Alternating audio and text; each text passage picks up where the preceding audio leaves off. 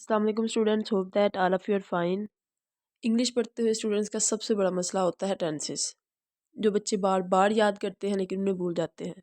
सबसे पहली गलती तो इसमें ये होती है कि वो इसे प्रैक्टिस नहीं करते, रट्टा मारते हैं।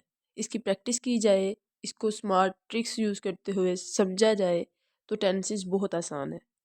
बोर्ड के एग्ज़ाम्स में 10 to 15 मार्क्स का जो पेपर होता है वो डायरेक्टली टेंसेस से रिलेटेड होता है। एमसीक्यूज़ में 5 एमसीक्यूज़ होते हैं, उसमें फॉर्म ऑफ वर्ब और हेल्पिंग वर्ब के बारे में पूछा जाता है कि करेक्ट फॉर्म ऑफ वर्ब और करेक्ट हेल्पिंग वर्ब जो है वो टिक करे। उसके बाद सब्जेक्टिव पार्ट में ट्रांसलेशन इनटू इंग्लिश वाला क्वेश्चन जो है वो भी डायरेक्टली टेंसेस से ही रिलेटेड होता है, और इसके अलावा भी इनडायरेक्टली भी सारी ग्रामर टेंसेस से रिलेट होती है। तो ये एक बहुत अहम टॉपिक है और इसको हम आज इस वीडियो में कवर करेंगे। हम कम्प्लीटली इसे कवर करेंगे, वो चीज़ें भी डिस्कस करेंगे जिनको स्टूडेंट्स अक्सर इग्नोर कर देते हैं या टेंसेस पढ़ते हुए वो चीज़ें साथ नहीं पढ़ते, उनको नहीं समझते। सबसे पहले हम टेंसेस का मेन टॉपिक शुरू करने से पहले हम सेंटेंस स्ट्रक्चर देखेंगे। इसको ऐसे समझ लें कि एक सांचा है जिसमें आपने टेंसेस को यूज़ करना है, तो वो सांचा पहले हम ठीक करेंगे, उसके बाद हम टेंसेस को देखेंगे और सांचे में हम टेंसेस को यूज़ करेंगे। तो सांचे का ऑर्डर हमने सही रखना है, क्योंकि अक्सर ऐसा होता है कि students form of verbs helping verbs वगैरह ठीक लगा रहे होते हैं लेकिन उनका सेंटेंस का ऑर्डर जो है वो गलत होता है, तो उनका पूरे का पूरा टेंस ही गलत कंसिडर किया जाता है। तो सबसे पहले देखते हैं सेंटेंस स्ट्रक्चर। सेंटेंस स्ट्रक्चर में सबसे पहले आपने देखना है कि इसके पार्ट्स कौन कौन से हैं। सेंटेंस में 3 पार्ट्स होते हैं। एक होता है वो वो वर्ड जो काम करने वाले को शो करता है, उसे कहते हैं हम सब्जेक्ट। उसके बाद जो काम हो रहा है वो होता है वर्ब, और जिस पर काम हो वो होता है ऑब्जेक्ट। होप दैट कि इसका आइडिया आपको वैसे पहले भी होगा। इसके बाद एक ऑर्डर होता है जिसको जनरल यूज़ किया जाता है एक्टिव वाइज सेंटेंसेस टेंसेस लिखते हुए।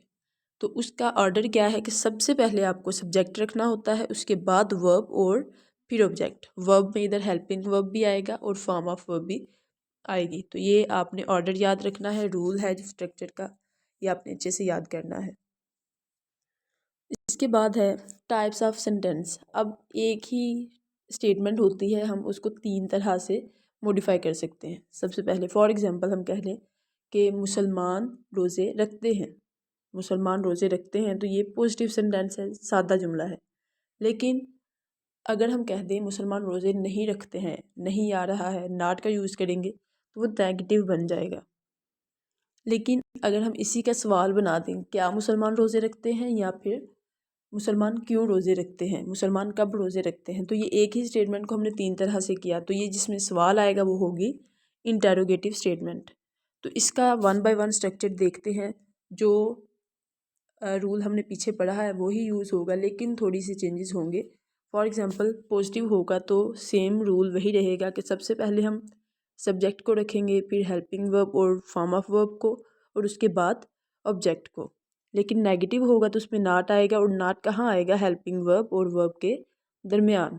उसके बाद इंटेरोगेटिव है, तो इंटेरोगेटिव में सब्जेक्ट जो है हमारा वो सेकंड नंबर पे चला जाएगा और उससे पहले हेल्पिंग वर्ब आएगा, या फिर अगर हम WH वर्ड यूज़ कर रहे हैं तो वो भी पहले आएगा। तो WH वर्ड इधर समझते जाएं कि WH वर्ड क्या होता है। वो अल्फाज जो इंग्लिश में सवाल करने के लिए इस्तेमाल होते हैं। For example how, what, why, where, तो ये सारे W या H से शुरू होते हैं, इसलिए इनको WH वर्ड्स भी कहा जाता है। तो WH वर्ड्स हों या फिर हेल्पिंग वर्ब हो, दोनों को हमने सब्जेक्ट से पहले रखना है, और उसके बाद वर्ब, ऑब्जेक्ट और क्वेश्चन मार्क। तो ये था हमारा सेंटेंस स्ट्रक्चर, जिसमें आपने पार्ट्स ऑफ सेंटेंसेस को अच्छे से देखना है। उसके बाद रूल जो है स्ट्रक्चर का उसको फॉलो करते हुए सेंटेंस को लिखना है। फॉर्म ऑफ वर्ब हम सीखेंगे टेंसेस में, लेकिन वो रखनी किधर है वो आपने इधर स्ट्रक्चर में देखना है कि फॉर्म ऑफ वर्ब जो है वो सब्जेक्ट के बाद ऑब्जेक्ट से पहले आएगी। पॉजिटिव सेंटेंस में, नेगेटिव में नॉट अगर आ रहा है तो हेल्पिंग वर्ब वर्ब के सेंटर में आएगा, और इंटेरोगेटिव में हेल्पिंग वर्ब पहले आ जाएगा और जो उसके बाद सब्जेक्ट और फिर वर्ब आएगा। अब टेंसेस को डिस्कस करेंगे हम। टेंसेस में हम सबसे पहले इसकी टाइप्स देखेंगे, मेन टाइप्स और सब टाइप्स। उसके बाद हम सारे टेंसेस के एक ही जगह पे हेल्पिंग वर्ब्स करेंगे कि वो किस किस सब्जेक्ट के साथ यूज़ होते हैं, क्योंकि अक्सर स्टूडेंट्स इसी पे मिस्टेक करते हैं कि ही के साथ उन्होंने डू लगाया होता है और आर जो है वो आई या ही शीट के साथ लगाते हैं। तो इस तरह से मिस्टेक जब करते हैं वो एग्रीमेंट सब्जेक्ट वर्ब एग्रीमेंट सही नहीं करते तो भी उनका टेंस गलत होगा। तो टेंसेस में सबसे पहले टाइप्स करेंगे, उसके बाद टाइप्स के बाद हम हेल्पिंग वर्ब्स को करेंगे और टेंसेस को फिर हम बहुत ही easily with in few minutes हम उसको कवर करेंगे। सबसे पहले देखते हैं types of tenses. Types of tenses, इसमें मेजर टाइप्स जो हैं, मेन टाइप्स जो हैं वो तीन हैं। सबसे पहली है प्रेजेंट, वो टाइम जिसमें हम मौजूद हैं, मौजूदा वक्त। उसके बाद पास्ट है, वो वक्त जो मौजूदा वक्त से पहले गुजर चुका है। उसके बाद है फ्यूचर, वो वक्त जो मौजूदा वक्त के बाद आएगा। तो मौजूदा वक्त जो है वो प्रेजेंट है, उससे पहले वाला वक्त पास्ट और बाद वाला फ्यूचर। अब इसकी सब टाइप्स को देखेंगे हम। सब टाइप्स जो हैं 4 होती हैं और ये हर किसी की होती हैं, इन तीनों की, प्रेजेंट की भी, पास्ट की भी और फ्यूचर की। ये चारों टाइप्स होंगी। इंडेफिनिट भी होगा, कॉन्टिन्यूस भी होगा, परफेक्ट भी होगा और परफेक्ट कॉन्टिन्यूस भी होगा। अब इधर आपने इनके फंक्शंस को अच्छे से समझ लेना है कि ये कब कब टेंसेस, ये सब टाइप्स जो हैं किस फंक्शन के लिए यूज़ होती हैं, क्या काम करती हैं। तो सबसे पहले है इंडेफिनेट। इंडेफिनेट में क्या किया जाता है कि आदत, आलमी सच्चाई या दोहराए जाने वाले काम के बारे में बात की जाती है। तो वो सारे टेंसेस में इसी तरह से काम करेगा, पास्ट हो, फ्यूचर हो या फिर प्रेजेंट ही हो। उसके बाद कॉन्टीन्यूस है। कॉन्टीन्यूस में काम का जारी होना जाहिर किया जाता है। कॉन्टीन्यूटी जिसमें आती है वो कॉन्टीन्यूस होता है। तो ये भी तीनों में काम के जारी होने को ही जाहिर करेगा। उसके बाद है परफेक्ट। परफेक्ट होता है मुकम्मल, पूरा। तो जब काम मुकम्मल हो जाए, काम मुकम्मल हो चुका है और उसके बारे में बात की जा रही है, वो पास्ट में हुआ था और उसका बताया गया था, या प्रेजेंट में हुआ है और उसका बताया जा रहा है, और ये भी है कि फ्यूचर में कुछ काम मुकम्मल हो जाएगा तो उसकी बात की जाती है। तो ये काम के मुकम्मल होने के बारे में जब हम बात करते हैं वो होता है परफेक्ट टेंस। उसके बाद परफेक्ट कॉन्टीन्यूअस है। इसमें परफेक्शन भी होगी, कॉन्टीन्यूटी भी होगी। परफेक्शन मतलब काम मुकम्मल भी होगा, कॉन्टीन्यूटी मतलब काम जारी भी होगा। तो ये मखसूस मुद्दत से काम जारी होगा। तो मखसूस मुद्दत से जारी है, तो मखसूस मुद्दत में जो काम हुआ वो मुकम्मल है, वो परफेक्शन जाहिर करेगा। और जो काम अभी तक आगे भी जारी है वो कॉन्टीन्यूअस है और वो कॉन्टीन्यूटी को जाहिर करेगा। अब इधर एक और चीज़ ऐड करते जाएं कि इस वीडियो में हम टेंसेस की उर्दू में पहचान डिस्कस नहीं करेंगे। इस पर एक बहुत ही कॉम्प्रिहेंसिव सी, बहुत इंटरेस्टिंग सी वीडियो ऑलरेडी चैनल पर मौजूद है। उसका लिंक जो है वो डिस्क्रिप्शन में आपको मिल जाएगा, जिसमें हमने सिर्फ़ और सिर्फ एक फार्मूला यूज़ करते हुए सारी पहचानों को देखा था। उसमें बस एक फार्मूला यूज़ करना है और सारी उर्दू में कौन सा टेंस है, पहचान जो है वो आपको ईज़िली हो जाएगी। लिंक आपको डिस्क्रिप्शन में मिल जाएगा, या फिर चैनल में जाके आप ग्रामर के टॉपिक्स में वो वीडियो जाके देख सकते हैं। तो अब हेल्पिंग वर्ब्स देखते हैं। सबसे पहले हैं इंडेफिनेट के हेल्पिंग वर्ब्स। तो सबसे पहले डज है और डू है। डज और डू। डज किस किस के साथ यूज़ होगा ये आपने अच्छे से देख लेना है। डज यूज़ होता है ही, शी, इट या फिर सिंगुलर नाउन के साथ। उसके बाद डू है। डू किस किस के साथ यूज़ होगा, आई, यू, वी, दे या प्लूरल नाउन के साथ। अब सिंगुलर नाउन क्या होता है कि जो वाहद हो। फॉर एग्जांपल हम कहें cat, cup, chair, Ali, we can say bird. तो सिर्फ एक बात की, एक नाउन की बात हो तो वो क्या है, सिंगुलर नाउन। लेकिन अगर एक से ज़्यादा हो जाए, वो दो भी हो सकते हैं, दो से ज़्यादा भी हो सकते हैं, तो वो क्या है, प्लूरल। तो डज जो है वो ही, शी, इट सिंगुलर नाउन्स के साथ आएगा, और डू जो है वो आई, यू, वी, दे और प्लूरल नाउन्स के साथ आएगा। उसके बाद है डिड। डिड को हम सब सब्जेक्ट्स के साथ यूज़ करते हैं और ये पास्ट टेंस में यूज़ होता है, सिर्फ और सिर्फ पास्ट टेंस में यूज़ होगा। उसके बाद शेल है। शेल आई और वी के साथ यूज़ होगा, और विल जो है वो you, he, she, it, they singular plural बाकी सब के साथ विल यूज़ होगा। और मॉडर्न इंग्लिश में ये अपडेट हो चुका है कि विल जो है, विल आप सब सब्जेक्ट्स के साथ यूज़ कर सकते हैं। शैल की जगह पे भी आप विल यूज़ कर सकते हैं। फॉर एग्जांपल आई और वी के साथ आप विल यूज़ कर सकते हैं। तो ये थे इंडेफिनेट के हेल्पिंग वर्ब्स। इनको किस किस सब्जेक्ट के साथ यूज़ करना है ये आपने ध्यान से देख लेना है पहले ही, ताकि टेंसेस में हमें बार बार रिपीट ना करना पड़े और हमारी टेंसेस की डिस्कशन बहुत ही सिंपल रहे। अब नेक्स्ट कंटिन्यूअस के टेंसेस हेल्पिंग वर्ब्स देखेंगे और वो है इज़, एम, आर। इज़ जो है वो ही, शी, इट सिंगुलर नाउन के साथ यूज़ होगा। आई जो एम जो है वो आई के साथ यूज़ होगा। और आर जो है यू, वी, दे और प्लूरल नाउन्स के साथ यूज़ होगा। उसके बाद वाज और वर है। वाज आएगा आई, ही, शी, इट सिंगुलर नाउन्स के साथ। और वर जो है वो यू, वी, दे और प्लूरल नाउन्स के साथ। और जिस चीज़ के साथ शेल आया था उसी के साथ शेल बी आएगा। जिसके साथ विल आया था उसी के साथ विल बी आएगा। आगे देखते हैं। Has, have, had, shall have, will have. तो हैज़ जो है वो ही, शी, इट और सिंगुलर नाउन्स के साथ आएगा। जबकि हैव जो है आई, यू, वी, दे और प्लूरल नाउन्स के साथ आएगा। उसके बाद हैड है तो डिड की तरह हैड भी जो है वो सारे सब्जेक्ट्स के साथ यूज़ होगा और ये भी पास्ट टेंस में यूज़ होगा। उसके बाद शैल हैव है, जिस चीज़ के साथ शैल आया था फिर से शैल हैव भी उसी के साथ आएगा। For example I and we. और विल हैव भी उसी के साथ आएगा जिसके साथ विल आता है, और वो हैं you, he, she, it, they singular और प्लूरल नाउन्स। अब नेक्स्ट देखते हैं। नेक्स्ट है has been, have been, had been, shall have been, will have been. अब जिसके साथ हैज़ आया था उसी के साथ हैज़ बीन आएगा। हैव बीन भी हैव वाले सब्जेक्ट्स के साथ आएगा। इधर बस बीन का इजाफा हुआ है सबके साथ, बाकी सारा सब्जेक्ट एग्रीमेंट वही रहेगा कि जिसके साथ हैज़ था ही, शी, इट सिंगुलर नाउन्स उसी के साथ हैज़ बीन है। जिसके साथ हैव यूज़ हुआ था उसी के साथ हैव बीन है, और वो है आई, यू, वी, दे और प्लूरल नाउन्स। उसके बाद हैड बीन है, हैड बीन सब सब्जेक्ट्स के साथ आएगा पास्ट टेंस में। और shall have been, will have been, shall have been shall वाले सब्जेक्ट्स के साथ आएगा आई और वी के साथ। और will have been you, he, she, it, they singular plural nouns के साथ आएगा। तो ये थे हमारे हेल्पिंग वर्ब्स।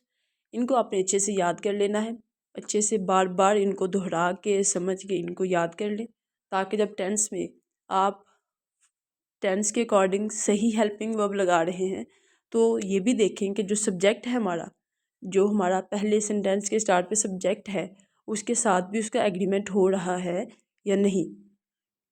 अब हम टेंसेस को देखेंगे। टेंसेस के 4 सेगमेंट्स होंगे, उसमें एक्सप्लेनेशन होगी, उसके बाद एग्जांपल्स देखेंगे और टेस्ट के साथ हर सेगमेंट के चारों सेगमेंट्स के लास्ट पे एक टेस्ट होगा, ताकि एक सेगमेंट से दूसरे सेगमेंट पर जाएं तो हमारा पहला टॉपिक जो है वो अच्छे से क्लियर हो जाए। तो सबसे पहले देखेंगे इंडेफिनेट टेंसेस। इंडेफिनेट टेंसेस में सबसे पहले है प्रेजेंट इंडेफिनेट। अब इंडेफिनेट टेंस जो है वो प्रेजेंट का और पास्ट का ये थोड़ा सा कॉम्प्लिकेटेड है कि ये टेंस के एक टेंस के अंदर दो तरह से होता है। सिंपल में अलग से होगा, नेगेटिव इंटेरोगेटिव में अलग से होगा। तो बच्चों को ये ज़्यादातर कंफ्यूज कर जाता है। आपने इधर ध्यान से देखना है इसे, और स्लाइड्स के स्क्रीनशॉट्स लेते जाएं या इनको नोट करते जाएं, ताकि आपके पास ये सब कुछ सेव रहे। बार बार इस वीडियो को देखें ताकि टेंसेस का टॉपिक जो है अच्छे से क्लियर हो जाए।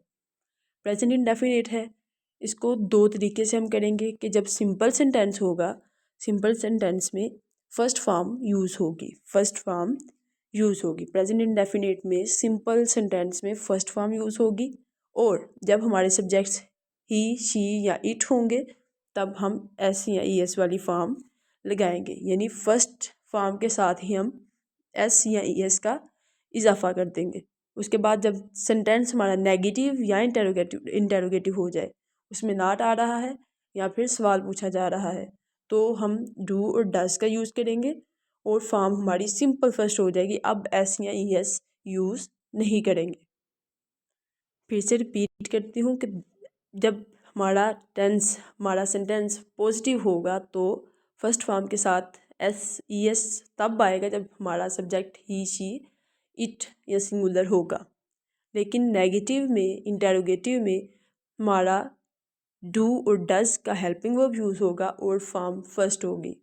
अब फर्स्ट फॉर्म के साथ एस सी एस नहीं आएगा। उसके बाद है past indefinite.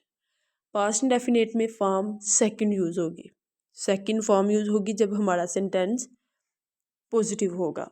Second form use होगी जब हमारा सेंटेंस पॉजिटिव होगा। और नेगेटिव इंटेरोगेटिव में हम डिड के साथ फिर से फर्स्ट फॉर्म लगाएंगे, क्योंकि डिड जो है वो as a second form already use हो रहा है, तो फॉर्म जो है वो फर्स्ट हो जाएगी। उसके बाद फ्यूचर इंडेफिनेट है।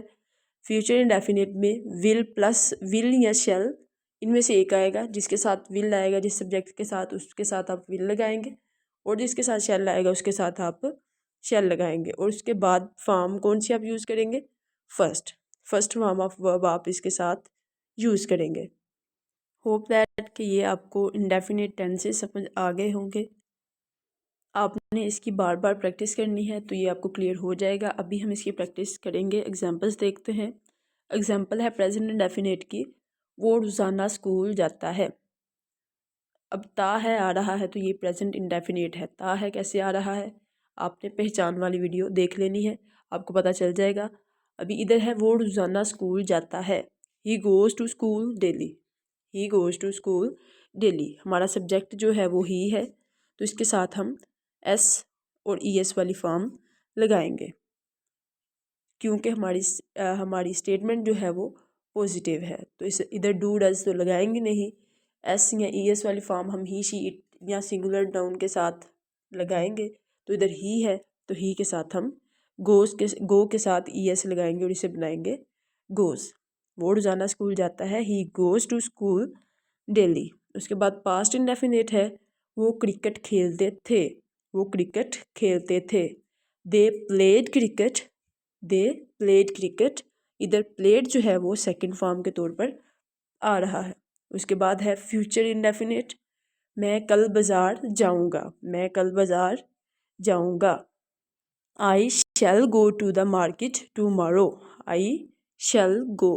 आई के साथ शैल यूज़ होता है और फॉर्म कौन सी आएगी? फर्स्ट। तो होप दैट ये आपको इंडेफिनेट टेंसेस अच्छे से याद हो गए होंगे। इंडेफिनेट टेंसेस थोड़े कॉम्प्लिकेटेड होते हैं, परेशान नहीं होना। अगर समझ नहीं भी आई इसे दोबारा देखें, अच्छे से क्लियर हो जाएगा आपको। अब इसका टेस्ट करते हैं ताकि आपको पता चल जाए कि आपका ये कॉन्सेप्ट एग्जैक्टली कितना क्लियर हुआ है। तो टेस्ट में सबसे पहले हम स्टेटमेंट को पढ़ेंगे। 4 स्टेटमेंट्स होंगी, उन चारों के 4 ऑप्शंस होंगे। एक स्टेटमेंट दी जाएगी और उसके 4 ऑप्शंस होंगे। उसमें से आपने करेक्ट ऑप्शन को गेस कर लेना है। कुछ सेकंड्स के बाद करेक्ट ऑप्शन आपको शो हो जाएगा। तो चलते हैं अपने प्रेजेंट, पास्ट और फ्यूचर इंडेफिनेट के टेस्ट की तरफ। सबसे पहली statement she dash go to school tomorrow. Tomorrow है, आने वाला कल है, तो ये टेंस कौन सा है? Future indefinite. ये आपको ट्रिक मिल गई है। अब आपने करेक्ट ऑप्शन गेस करना है कि शी के साथ हेल्पिंग वर्ब कौन सा आएगा।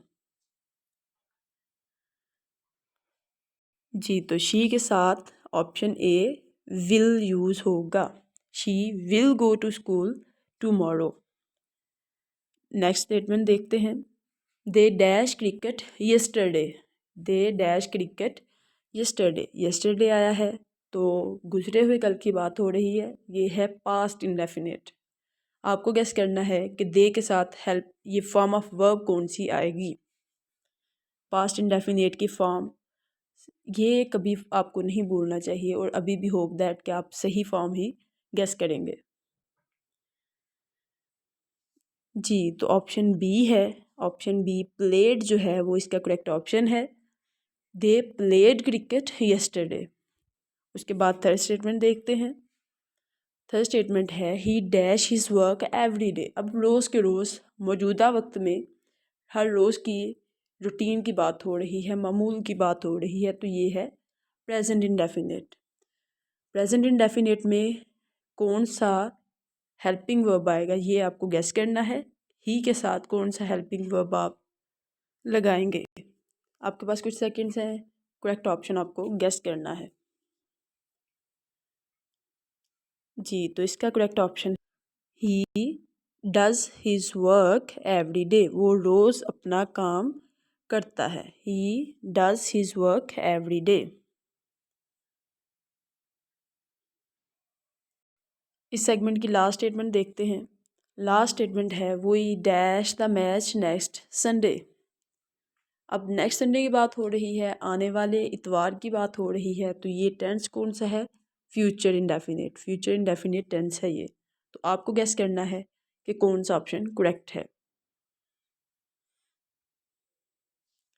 जी, तो option C is the correct option. Will will watch आएगा। We will watch the match next Sunday. हम अगले इतवार मैच देखेंगे। तो ये था हमारा प्रेजेंट इंडेफिनिट। इसको आपने बार बार प्रैक्टिस करके अच्छे से इसे अंडरस्टैंड कर लेना है। अब नेक्स्ट टेंसेस जो होंगे उसमें बस आपने हेल्पिंग वर्ब्स को ध्यान से एग्रीमेंट कर देना है। फॉर्म्स का उधर कुछ ज़्यादा मुश्किल या कॉम्प्लिकेटेड मसला नहीं है। तो सबसे पहले फिर से हमारा सेकंड टेंस जो है वो है कॉन्टीन्यूअस टेंस। कॉन्टीन्यूअस टेंस में कॉन्टीन्यूटी ज़ाहिर होती है और फॉर्म आएगी आईएनजी। हमेशा कॉन्टीन्यूअस में आईएनजी फॉर्म ही यूज़ होती है। प्रेजेंट का हो, पास्ट का हो या फ्यूचर का हो, फॉर्म हमेशा आईएनजी वाली आएगी। मतलब फर्स्ट फॉर्म प्लस आईएनजी। इधर आपके लिए इजी इजी टर्मिनोलॉजी यूज़ की गई है ताकि आपको याद रहे कि आईएनजी फॉर्म आएगी मतलब फर्स्ट फॉर्म प्लस आईएनजी। तो प्रेजेंट कंटिन्यूअस टेंस है। प्रेजेंट कंटिन्यूअस में is am are helping verbs हैं। Is am are helping verbs हैं और फॉर्म आईएनजी आएगी। आईएनजी वाली फॉर्म यूज़ होगी। उसके बाद पास्ट है तो पास्ट के हेल्पिंग वर्ब्स वाज वर और form first form plus ING, ING वाली फॉर्म। उसके बाद फ्यूचर कंटिन्यूअस है। विल और शैल इसमें से एक यूज़ करेंगे, उसके साथ बी लगेगा अब और फॉर्म हमारी आएगी आईएनजी वाली फॉर्म। तो ये आपने हेल्पिंग वर्ब्स और फॉर्म को ध्यान से देख लेना है कि कंटिन्यूअस में हमेशा आईएनजी वाली फॉर्म यूज़ होगी और प्रेजेंट होगा तो helping verbs is am are होंगे। अगर पास्ट कंटिन्यूअस है तो वाज वर होंगे। फ्यूचर है तो will shall plus be use होंगे। अब इसके एग्जांपल्स देखते हैं।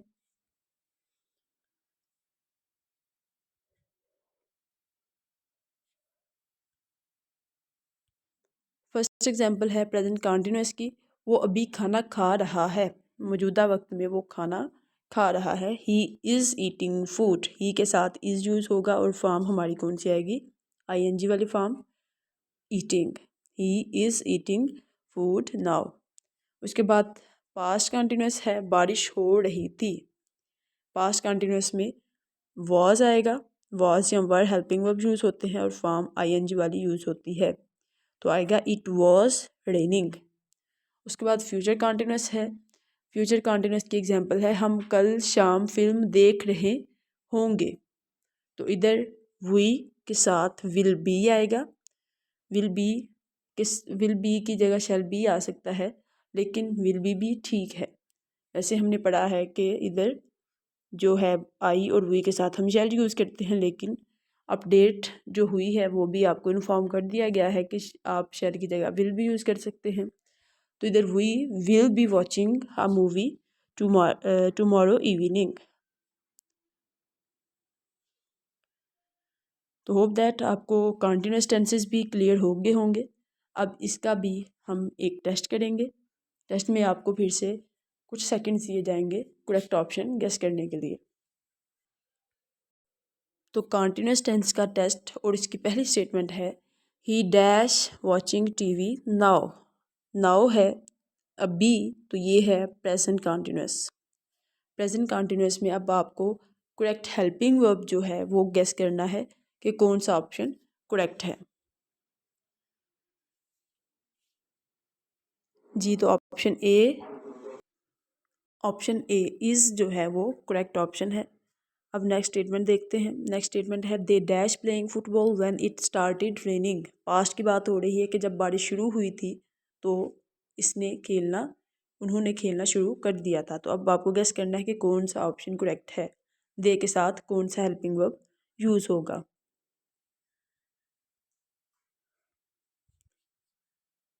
जी, तो option A, they were playing football when it started raining. तो ऑप्शन ए जो है वो करेक्ट है। नेक्स्ट स्टेटमेंट देखते हैं। She dash be studying at this time tomorrow. वो कल आने वाले वक्त में कल इसी वक्त पे पढ़ाई कर रही होगी। तो अब आपको गेस करना है कि ये फ्यूचर कंटिन्यूअस में हेल्पिंग वर्ब कौन सा आएगा। जी, तो शेल के साथ आएगा विल, सॉरी शी के साथ आएगा will. She will be studying at this time tomorrow. Next statement देखते हैं। I dash a book right now. मैं अभी एक किताब पढ़ रहा हूँ। तो इसमें कौन सा ऑप्शन करेक्ट है, ये जल्दी से आपको गेस करना है। आई होप कि आप सही गैस कर रहे होंगे। कमेंट्स में ज़रूर बताएं कि क्या आपके टेस्ट जो हैं, जो वीडियोस में इंक्लूड किए जाते हैं, उससे आपकी हेल्प होती है या नहीं, और कितना आप टॉपिक को अंडरस्टैंड कर लेते हैं कि आपके टेस्ट की परसेंटेज जो है वो कितनी आती है। तो आपने कमेंट्स में बताना है। अब इसका ऑप्शन भी आई होप कि आपने गैस कर लिया होगा। I am I am reading a book right now. तो ये था हमारा कंटिन्यूअस टेंस। अब हम परफेक्ट टेंसेस जो हैं उनको देखेंगे। परफेक्ट टेंसेस में सबसे पहली बात तो ये है कि आपने ये याद रखना है, फॉर्म हमेशा थर्ड आएगी। परफेक्ट में फॉर्म हमेशा थर्ड आएगी, फॉर्म ऑफ वर्ब थर्ड आएगी। और हेल्पिंग वर्ब जो हैं वो हम देखेंगे कि प्रेजेंट परफेक्ट होगा तो हेल्पिंग वर्ब जो है वो हमारा हैज़ और हैव होगा। पास्ट परफेक्ट होगा तो हैड होगा। और फ्यूचर परफेक्ट होगा तो will, shall plus have. Form हमेशा इसमें थर्ड ही यूज़ होगी। अब इसकी एग्जांपल्स देखेंगे हम। एग्जांपल, प्रेजेंट परफेक्ट की एग्जांपल है, मैंने अपना काम मुकम्मल कर लिया है। मैंने अपना काम मुकम्मल कर लिया है। I have completed my work. I के साथ हैव यूज़ होगा और फॉर्म हमारी थर्ड यूज़ होगी। आई have completed my work. Past perfect है, बारिश रुक चुकी होगी। बारिश रुक चुकी होगी। The rain had stopped.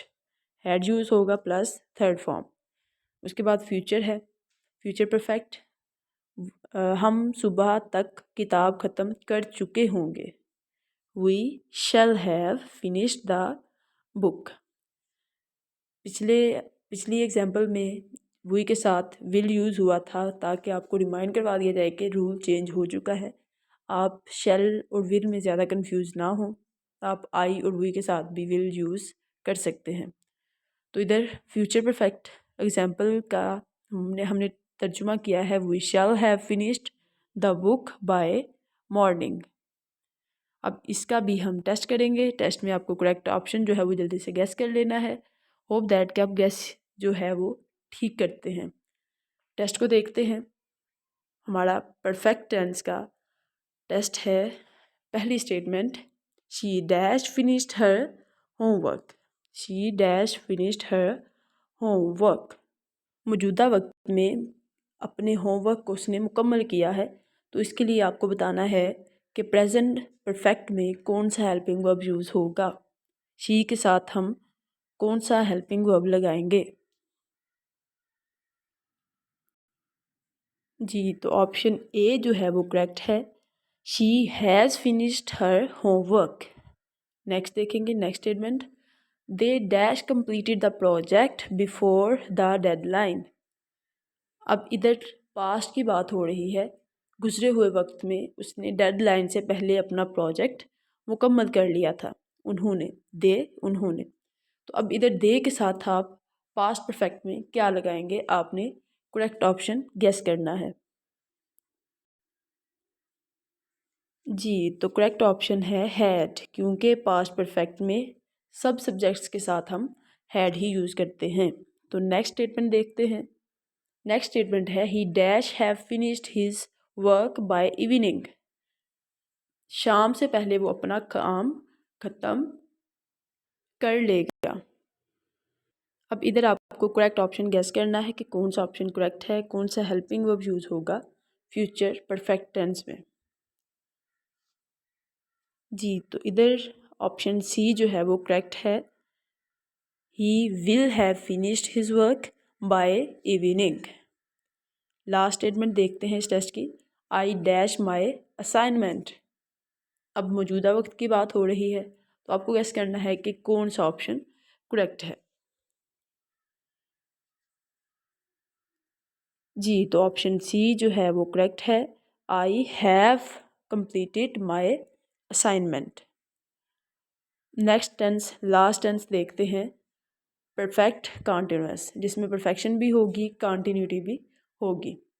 अब प्रेजेंट परफेक्ट कॉन्टिन्यूस, इसमें भी आपने एक चीज़ याद रखनी है, इनको वन बाय वन डिस्कस करने से पहले कि फॉर्म जो है वो कौन सी आएगी, आईएनजी फॉर्म इसमें हमेशा यूज़ होगी।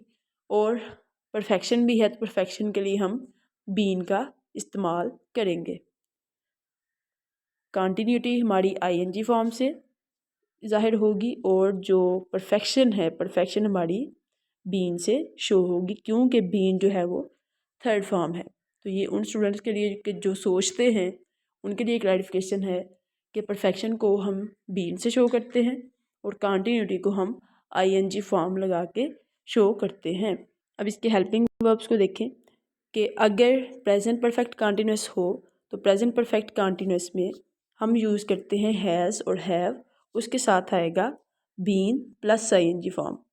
उसके बाद पास्ट परफेक्ट कॉन्टिन्यूस है तो हैड आएगा, पास्ट में हैड यूज़ होगा plus been plus ING form.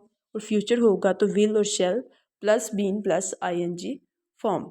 इसमें टाइम का जिक्र भी आपने करना है, क्योंकि हमारा काम जो है मखसूस मुद्दत से जारी होता है। जैसा कि हमने परफेक्ट कॉन्टिन्यूस को जब हमने इसका फंक्शन किया था तो हमने पढ़ा था कि इसमें काम जो है वो एक मुद्दत से जारी होता है। तो इसमें सिंस और फार का यूज़ करेंगे हम, और उसके साथ वो टाइम मेंशन करेंगे जिसका जिक्र है। तो सिंस फार का यूज़ ये है कि सिंस जो है जब पॉइंट ऑफ टाइम आ जाए, पॉइंट ऑफ टाइम मतलब एग्जैक्टली आपको पता हो कि किस वक्त से, उसका नाम जब आ जाए और जब पीरियड बताया जाए, बस कह दिया जाए 5 मिनट, 10 मिनट, 2 घंटे या 2 वीक, 5 ईयर्स, इस तरह से जब बस पीरियड ऑफ टाइम का जिक्र किया जाए तो वो फार के साथ शो होगा।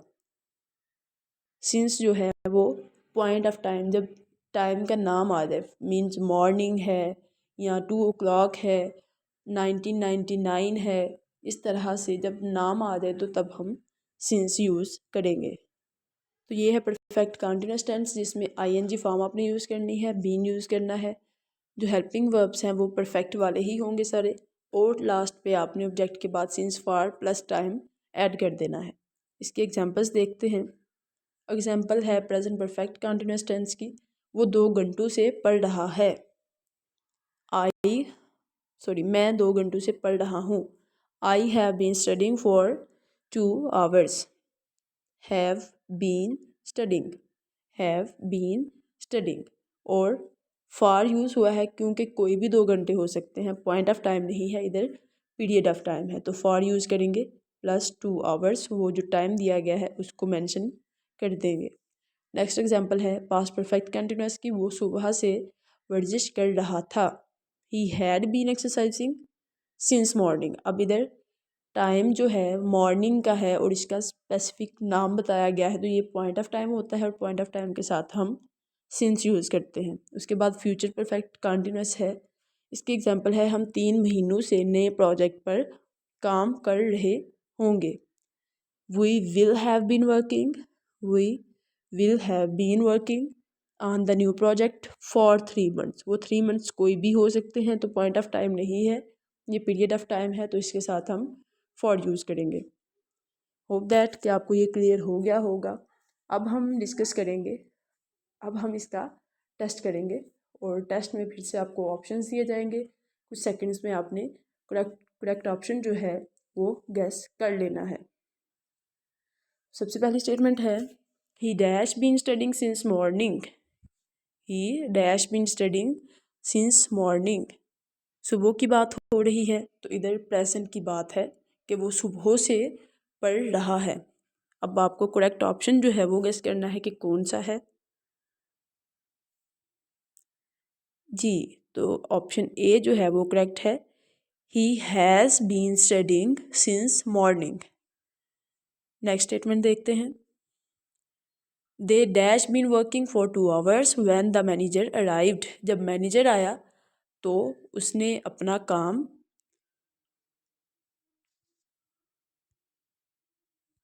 वो अपना काम कर रहा था, वो अपना काम कर रहे थे। तो इधर दे के साथ कौन सा हेल्पिंग वर्ब यूज़ करेंगे आप, ये आपको जल्दी से गेस करना है।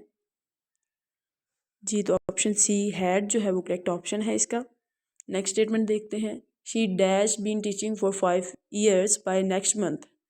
अगले महीने वो 5 साल से पढ़ा रही होगी, मतलब अगले महीने उसका ड्यूरेशन क्या हो जाएगा, 5 साल। तो ये फ्यूचर है।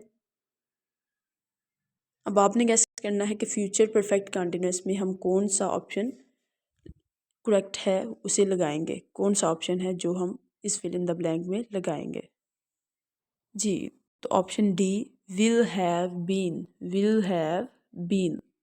She will have been teaching for 5 years by next month. Next statement देखते हैं।